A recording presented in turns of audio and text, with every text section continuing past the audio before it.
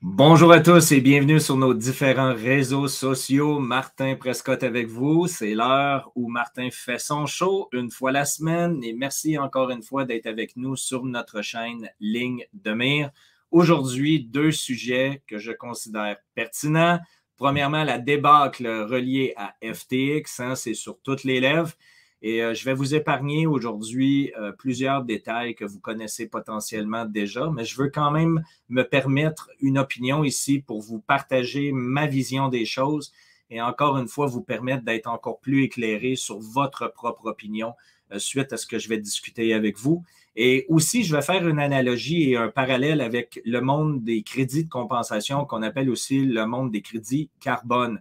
Parce que pour l'instant, comme vous le savez actuellement, il se déroule un événement qu'on appelle la COP 27 du côté de l'Égypte, alors que les grands décideurs de la planète se retrouvent, élus et non élus, ce qui est déjà assez extraordinaire. On a vu Bill Gates se balader, on a vu Klaus Schwab du Forum économique mondial, alors que ces gens-là, même, ils sont au G20 du côté de l'Asie, si ma mémoire est bonne. Et malgré tout, ces gens-là qui ne sont même pas des gouvernants décidés politiquement sont dans l'arène, tout simplement parce que, bon, semble-t-il que ces gens-là maintenant décident pour le citoyen lambda ce que l'on doit faire. Cela dit, de toute façon, écoutez, je voulais vraiment créer une analogie entre les deux pour vous expliquer mon point de vue parce que je crois qu'il y a beaucoup de gens, dont la personne que j'ai mis à l'écran aujourd'hui, qui s'appelle M. Kevin O'Leary. Kevin qui a, en ce qui me concerne, vraiment pas saisi les fondamentaux de ses investissements dans le monde des crypto-monnaies. Et en arrière de ça aussi, vous allez comprendre mon point dans quelques instants. Cela dit, donc Kevin O'Leary, qui est une personne très connue ici, une personne publique du côté du Canada et des États-Unis, un investisseur aguerri, qui gère évidemment un fonds d'investissement, qui est impliqué aussi dans le monde des crypto-monnaies et impliqué en tant qu'investisseur dans plusieurs projets de technologie blockchain. Et pas seulement ça, là, il est un investisseur et un portefeuille très diversifié dans plusieurs actifs. Je crois qu'il est quand même connu à l'international, mais particulièrement du côté de l'Amérique du Nord. Il est dans des émissions de télé reliées aux investissements telles que Dragon's Den et autres ici au Canada. Donc, une figure connue qui s'est fait prendre dans le piège de FTX de deux façons. Premièrement, en tant qu'investisseur individuel, en tant que privé, et aussi son fonds d'investissement s'est fait coincer. Donc, ses clients se sont fait prendre aussi dans la débâcle de FTX. Et en arrière de ça aussi, ce qui est dommageable pour sa crédibilité, c'est qu'il était aussi porte-parole de FTX. Donc, il était payé pour promouvoir FTX. Et là, vous comprenez qu'il n'est pas le seul. Plusieurs personnes de Hollywood, des joueurs de football reconnus aux États-Unis s'y ont fait prendre aussi. Tom Brady en est un et plusieurs autres. Et vous comprenez qu'en arrière de tout ça, je ne vais pas m'éterniser à vous parler de ce que vous connaissez déjà. C'est-à-dire qu'il a été exposé au fil des dernières heures, qu'il y aurait un lien important entre des détournements de fonds publics alors que le gouvernement américain évidemment, finance des opérations pour soutenir l'Ukraine. Comme vous le savez, l'Ukraine aurait utilisé des fonds provenant des Américains pour pouvoir, évidemment, financer et prendre du risque au niveau du financement à travers les produits de FTX. Donc, l'argent est disparu. Et en plus de tout ça, Sam, le CEO, en fait, de FTX et ses acolytes sont des gauchistes qui sont des socialistes démocrates depuis des années et qui finançaient aussi, qui étaient les deuxièmes plus grands donateurs de fonds du Parti démocrate aux États-Unis. Donc, vous comprenez qu'ici, on peut reconnaître potentiellement, et on verra si tout cela sera prouvé, mais il y a une grande possibilité de blanchiment d'argent qui a été mis sur pied avec des fonds publics du gouvernement Biden vers, évidemment, l'Ukraine, dans FTX, pour retourner vers des donations au Parti démocrate. Cela dit, donc, ça, la parenthèse est fermée. Ce n'est pas l'objectif du discours d'aujourd'hui avec vous, mais plutôt de vous parler de l'incompréhension. Et je vous explique maintenant pourquoi. Et ensuite, je vais faire l'analogie par rapport au marché des crédits de compensation. Monsieur O'Leary s'est présenté, il a admis sa faute, il a fait une vidéo sur YouTube en expliquant qu'il ne s'impliquerait plus dans le monde des crypto-monnaies tant aussi longtemps qu'il n'y aurait pas une réglementation saine qui était mise en place de la part des différents régulateurs de marché. Et que par le fait même, en fait, sa position, c'était tout simplement de demeurer dans les marchés traditionnels et de continuer d'investir dans les actions, les options et les produits financiers qui existent. Et première des choses qu'il faut comprendre ici, c'est que, et d'ailleurs, j'en profite, si vous me permettez, pour vous amener à regarder vers le descriptif de la vidéo d'aujourd'hui, alors qu'il se cache un lien pour vous permettre de télécharger absolument gratuitement notre e-book sur les technologies blockchain et particulièrement Bitcoin. Et pourquoi je fais le lien avec ça, encore une fois, parce que tous ceux qui ont lu notre e-book et tous les gens qui nous suivent, que ce soit nos abonnés proactifs et même au niveau public, nous avons toujours été chez Matter 21 très transparents et très clairs à expliquer l'importance de ne jamais laisser des fonds dans un échange, dans une firme de courtage. Pourquoi? Parce que c'est le point de défaillance potentielle dans le monde de la crypto-monnaie. Et comprenez bien que beaucoup de gens qui ont été actifs dans le monde bancaire arrivent dans le monde de la crypto-monnaie, élaborent des nouvelles structures, des nouvelles sociétés, des firmes de courtage, des échanges, appelez-le comme vous le voulez, et au bout de la ligne, utilisent exactement les mêmes méthodes qui ne sont pas saines dans le monde bancaire, mais dans le monde de la crypto.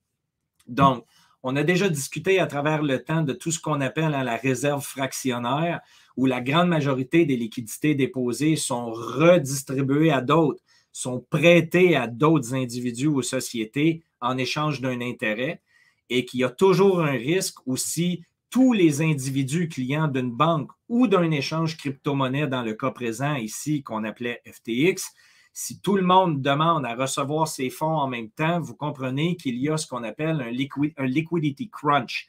Ils n'ont pas la liquidité nécessaire pour couvrir la quantité de produits financiers qui ont été créés. Donc, M. O'Leary ici, qui vient dire tout haut, en fait, qu'il ne s'exposera plus à la crypto tant et si longtemps qu'il n'y aura pas de réglementation mise en place.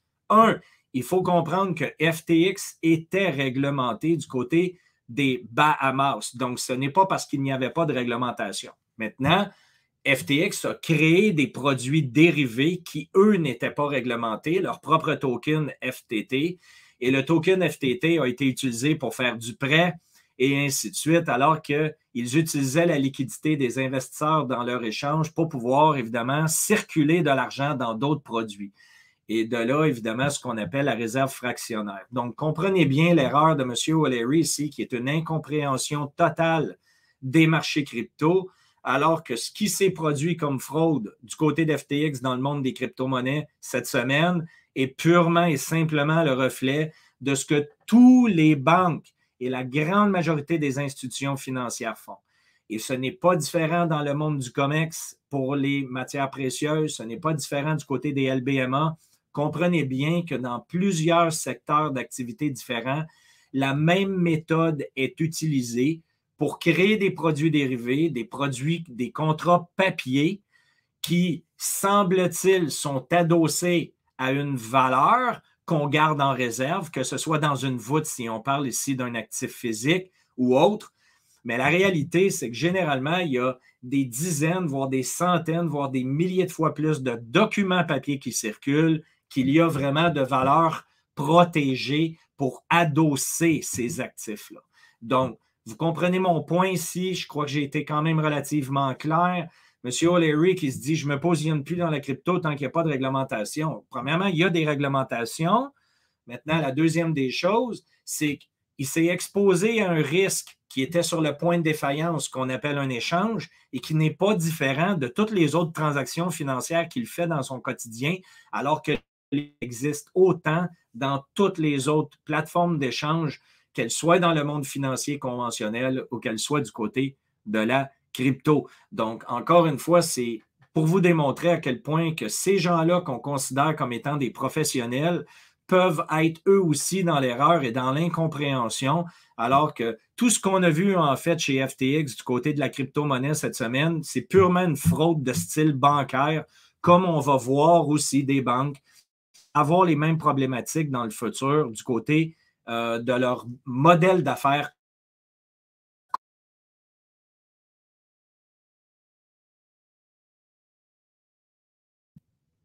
Pardon, ça a coupé pendant un petit instant. Et là, vous voyez qu'il y a énormément de tensions du côté de BlockFi, du côté de Crypto.com, du côté de Binance. Pourquoi?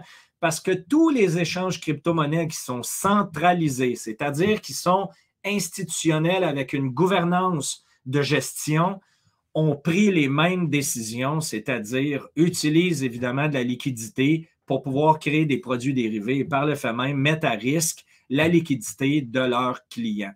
C'est tout ce que c'est. D'accord? Donc, j'espère que ça a été bien saisi. Et encore une fois, si vous me permettez, ensuite, je ferai l'analogie sur le restant du discours. Maintenant, ici, je vais vous présenter un homme qui était à la COP27, justement, du côté des changements climatiques et des protocoles à venir en Égypte.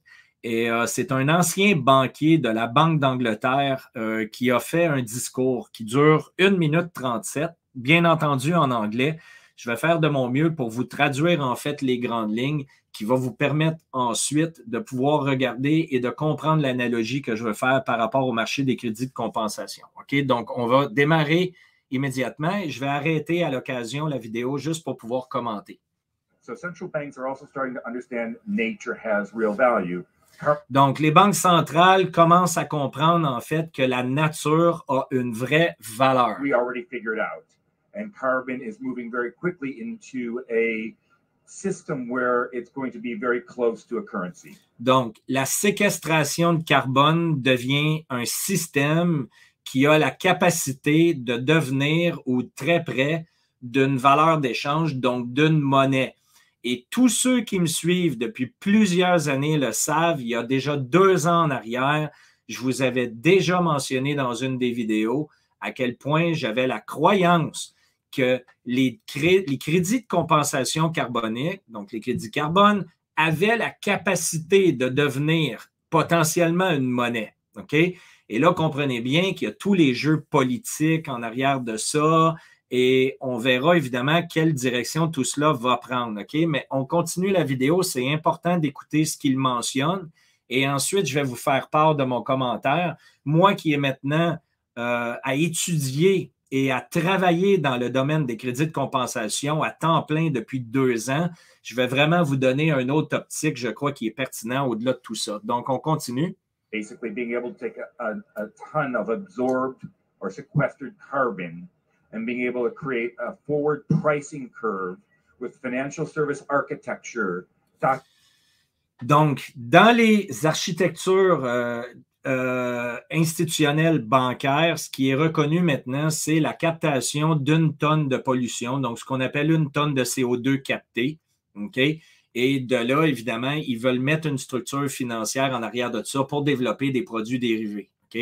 Et vous et moi êtes très au courant que l'objectif du Fonds monétaire international et des autres entités politiques, c'est évidemment de rattacher la création de pollution et de limiter en fait la création de pollution au niveau individuel. Donc, d'appliquer une devise monétaire numérique et d'intégrer un système de compensation de pollution à l'intérieur pour contrôler évidemment les émissions de pollution de chacun des individus et des sociétés sur la planète. OK? Donc, encore une fois, je ne veux pas m'éterniser sur le sujet. Je sais que la grande majorité d'entre vous a déjà fait le travail. Vous avez compris l'objectif du Forum économique mondial. Et par le fait même, qu'est-ce qui se produit? C'est qu'on a une très mauvaise opinion de ce qu'on appelle les crédits carbone, tout simplement parce qu'il y a des acteurs mal intentionnés qui veulent nous les faire avaler de force pour rendre notre vie difficile. OK? On continue. I just came out of a meeting this morning, how we're trying to accelerate that. To be quite honest, not to get very boring, but we're on financial topics and things, but they're going to be derivatives. And you need ISDA documentation if you want to trade a derivative in the marketplace. And all of this actually matters for nature as well. I'm going to quickly hand off, but again, I want to talk about value one more time. Because... OK. Je vais me permettre de continuer ici parce que ce qu'il vient de dire, c'est quand même relativement léger et c'est un peu moins pertinent. Southern part of the world has value far greater than large elements of the northern part. And we start thinking about and putting prices on water, on trees, on biodiversity. Donc, leur objectif ici est de mettre une valeur monétaire sur la nature, donc sur l'eau, sur la biodiversité, sur les forêts et autres, et autres, et autres, OK? Et pourquoi ils veulent faire ça? Vous allez voir. And where does that sit? I'm doing a lot of work out of Asia, and I say that my next door neighbor, Indonesia, is the left lung of the world, and obviously Brazil's the right, and Africa, absolutely critical. And we need their natural capital as a system-based world more than we need that 66 billion we've got sitting in the basement of the Bank of England.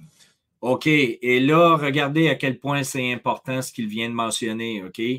Pour eux, la valorisation des actifs physiques tels que la nature, donc l'eau, la forêt, la biodiversité et ainsi de suite, a plus de valeur que l'or qui est d'or, en fait, dans des réserves qui sont gardées, évidemment, au nom des différentes banques centrales pour les différents États. OK?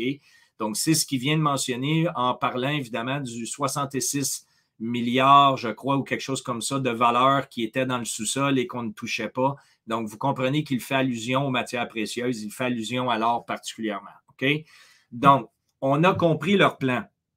Maintenant, je veux faire justement cette analogie-là que je vous parlais. Les crédits de compensation, les crédits carbone sont, en ce qui me concerne, un nouveau produit qui va devenir vraiment très pertinent dans le nouveau monde.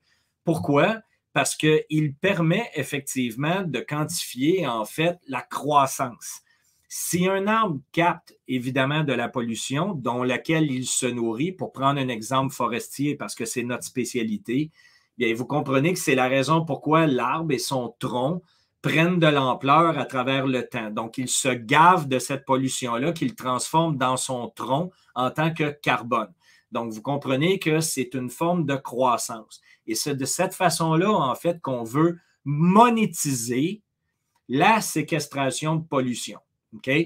Maintenant, vous avez toujours des acteurs qui vont utiliser des produits d'une bonne façon et vous avez toujours des mauvais acteurs qui veulent utiliser ces produits-là pour gagner du pouvoir d'une certaine manière. Donc, je veux vraiment aujourd'hui que vous preniez le temps de faire en fait la distinction entre le produit lui-même et les acteurs qui utilisent ou manipulent le produit. Et pourquoi je vous dis ça? Je reviens à ce qu'on a vécu chez FTX. Qu'est-ce qui s'est produit au fil de la dernière semaine? Eh bien, on a eu une correction relativement importante du prix de Bitcoin et de plusieurs produits crypto-monnaies, tout simplement à cause de tous les nouvelles et les médias qui ont tourné par rapport à la situation avec FTX, comme quoi des millions et des millions d'individus se sont fait prendre justement dans la fraude de FTX. OK? Et par le fait même, ça regarde très, très mal pour le monde de la crypto. Plusieurs perdent confiance sur le monde de la blockchain et Bitcoin. Comprenez bien que la technologie n'a pas changé. Bitcoin est plus que jamais la technologie la plus sécuritaire pour faire du transfert de fonds dans une façon transparente et complètement ouverte. Alors que le code de programmation de Bitcoin est complètement transparent, ce qu'on appelle open source, et tout le registre des transactions est transparent aussi. Donc, la décentralisation est la clé pour notre futur. Il faut enlever, en fait, ces gouvernances-là centralisées dans les gens qui ont le pouvoir, qui sont mal intentionnés, pour décentraliser tout ça et redonner le pouvoir au peuple. Et donc, j'espère que vous comprenez bien ce que je cherche à vous dire ici. Vous avez le produit d'un côté, vous avez les acteurs de l'autre. Et ce n'est pas parce que les acteurs qui actuellement ont le micro, ont les médias, ont évidemment leur visage à la télé, que le produit, c'est de la merde et qu'il faut comprendre que ce produit-là est néfaste. Ce n'est pas la réalité. C'est un produit excellent qui est mal manipulé en ce moment par des gens mal intentionnés. Okay? Donc, il faut faire la distinction. Quand je vous mentionne que les crédits de compensation ont une valeur inestimable dans le futur, s'ils sont présentés et utilisés de la bonne façon, Ils ont la capacité de changer l'économie au niveau du modèle financier actuel. Je vais vous en donner un exemple.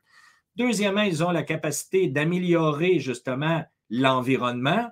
Et le troisième point, de créer des emplois et d'améliorer l'aspect social des bénéficiaires, donc les gens qui possèdent les forêts.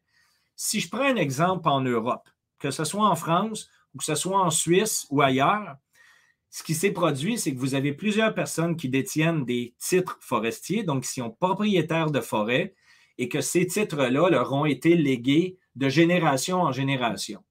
Ils n'ont jamais foutu un fouturon à vouloir investir dans leur actif. Pour quelle raison? Parce que c'est un actif qui leur apporte absolument aucune valeur monétaire aujourd'hui, à moins de couper le bois pour le vendre au marché. Mais encore une fois, comprenez bien qu'il y a plusieurs impondérables qui risquent d'être une problématique pour certains propriétaires. Exemple, peut-être que vous n'êtes pas en mesure de compétitionner avec un autre pays dans votre région qui a la capacité de livrer du bois moins cher que vous. Si vous êtes sur un terrain escarpé, à ce moment-là, c'est beaucoup plus difficile de faire de la coupe forestière parce que vous devez extraire le bois et le sortir à coups d'hélicoptère, ce qui n'est pas rentable. Donc, vous me suivez jusqu'à là. Jusqu'à aujourd'hui, la forêt a toujours été perçue comme étant une valeur lorsqu'on coupe et qu'on vend le bois.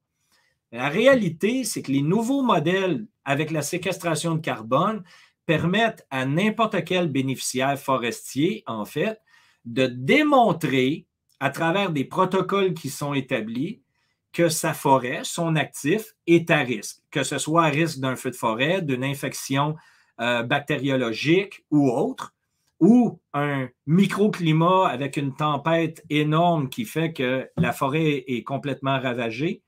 Et à partir de là, on peut identifier à savoir de quelle manière on peut gérer la forêt activement parce que cette forêt-là, maintenant, va dégager des crédits de compensation qui sont vendus au marché, qui rapportent un bénéfice aux propriétaires et qui, par le fait même, le stimulent à vouloir gérer activement sa forêt. Donc, créer des emplois, nettoyer la forêt, assainir la broussaille, enlever les arbres morts, faire en fait une mitigation de pouvoir enlever les arbres trop coincés entre eux pour permettre aux arbres en santé de mieux respirer, d'attaquer les feux de forêt plus rapidement avec des nouvelles technologies, exemple avec des vols de drones, que ce soit aussi du côté des infections bactériologiques, où lorsqu'on a une décoloration d'un territoire, on est en mesure avec des images satellites de reconnaître qu'ici, on doit évidemment faire une attaque de pesticides ou autres pour pouvoir justement protéger l'actif. Si vous prenez exemple de ce qu'on appelle les forêts mangroves, qui se situent dans l'océan, particulièrement du côté de l'Asie, c'est là où les poissons vont se réfugier. Et vous comprenez que la Chine, particulièrement, ce n'est pas les seuls, mais je donne une image ici, les Chinois ont tendance à faire une pêche très agressive. Et parce que les gens aiment beaucoup manger le sushi, ben, vous comprenez que ça met à risque, encore une fois, tout cet élément-là naturel qu'on appelle les mangroves. Donc, s'il y a des propriétaires de ces régions-là qui peuvent mettre en mesure mettre sur pied des mesures de protection, en fait, de l'environnement contre les pêches agressives, à ce moment-là, ils ont droit à des crédits de compensation pour la protection de l'actif en question, ce qui génère des revenus, encore une fois, pour le propriétaire, qui crée de l'emploi, qui améliore l'environnement et tout ce qui va avec. Donc, ne mettez pas, en fait, comment vous dites ça en français, il ne faut pas mettre l'enfant dans l'eau du bain. Je le sais que vous allez me reprendre sur celle-là parce que je ne la maîtrise pas du tout. C'était juste pour vous faire rigoler. Mais comprenez bien qu'il ne faut pas, en fait, voir négativement le produit parce que le produit est promu par des personnes mal intentionnées. Alors, dans le cas présent, alors que Bitcoin et les autres devises numériques sont en train d'en prendre plein la gueule à cause du scandale médiatisé et que, bien entendu, que ça fait mal à beaucoup de gens qui ont perdu, évidemment, des fonds, la réalité, c'est que la technologie n'a pas changé. Tout ça va continuer de progresser à travers le temps. Et pourquoi? Parce que le produit et les acteurs sont deux choses complètement différentes. Est-ce que le produit a été altéré À travers, évidemment, la situation de FTX, absolument pas. La technologie demeure la même. Elle est toujours aussi valable. Et au bout du compte, lorsque le prix descend et que tout le monde est en panique, vous le savez, la meilleure optique, c'est d'acheter. Particulièrement si vous avez fait, bien entendu, une analyse à long terme pour comprendre la valeur future et par le fait même, vous êtes en confiance dans votre investissement. Et encore une fois, n'oubliez pas, je ne donne aucun conseil financier, il ne s'agit seulement que de mes opinions et je ne suis pas un gestionnaire de portefeuille accrédité. Donc, même chose du côté des crypto-monnaies, même chose des crédits carbone. Je ferai une vidéo avec plus d'informations concernant les crédits de compensation au fil des prochaines semaines. Je voulais au moins vous apporter l'analogie entre les deux marchés, alors qu'il y a une distinction à faire. Je pense que vous l'avez bien saisi. Et encore une fois, si vous avez apprécié la vidéo d'aujourd'hui, s'il vous plaît, la partager. Allez chercher votre e-book gratuit, comment vous sécuriser dans le monde des crypto-monnaies et bien comprendre la qualité de la technologie qui se développe. Et le mot magique en terminant aujourd'hui est très, très simple, décentralisation. Ce n'est pas le produit le problème, ce sont les acteurs. Alors, enlevons le pouvoir aux acteurs pour s'assurer de redonner le pouvoir aux individus, aux citoyens lambda. Sur ce, je vous souhaite une belle fin de semaine. On me donne un like et on se reparle la semaine prochaine. À bientôt tout le monde.